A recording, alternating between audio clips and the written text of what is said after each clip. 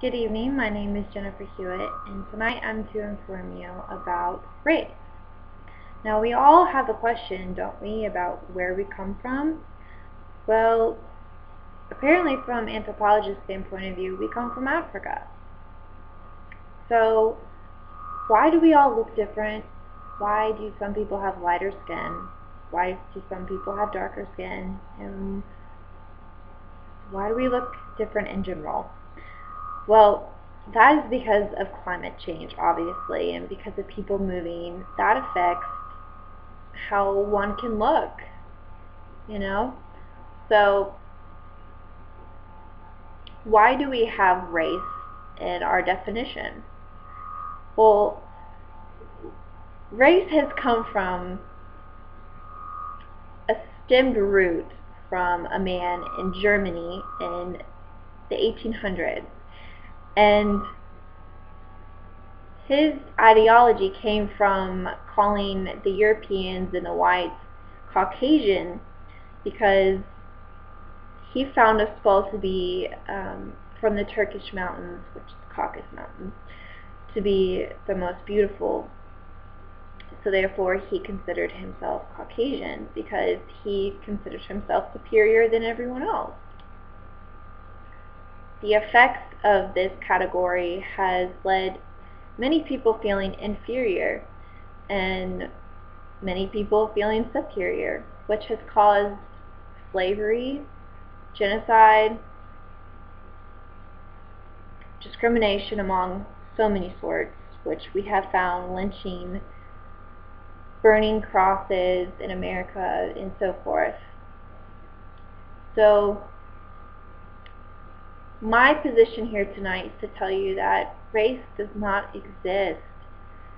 So if you could please just remember that race does not exist and spread the word, we would all feel more educated and be more educated, and therefore we could get rid of the culture stigma of race. Because, like I said, it does not exist. Now, what is the definition of race? According to the Cultural Anthropology book, 13th edition, race is, in biology, a subgroup within species. Now, I know that humans biologically do not have any subgroups. No one is greater, no one is less than. Simple put as that. Some people might want to argue that because they just want to be superior and run the whole world, if you will, but not happening.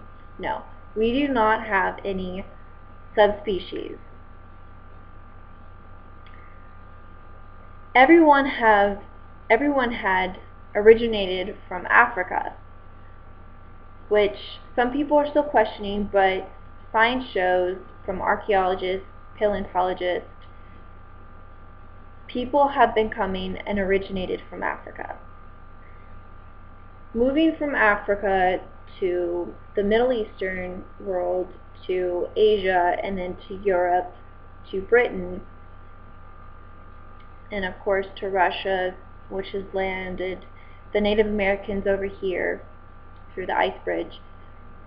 We have all changed because of climate conditions, and, well, if you're going to live up in the mountains, you're going to be probably short and have a big barrel chest. That's just the way how it is. If you're going to live in the southern tropics, you're going to have darker skin.